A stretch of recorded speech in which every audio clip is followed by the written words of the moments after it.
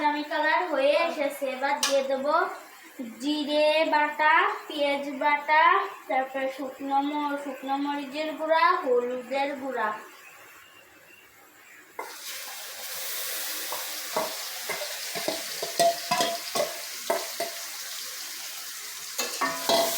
নেড়ে নিব।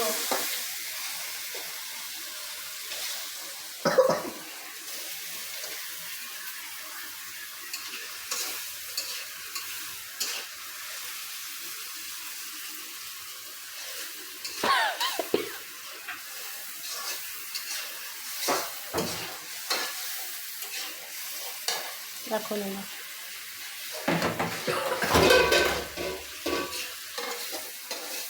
দেখুন আপনারা কালারটা কেমন এসেছে।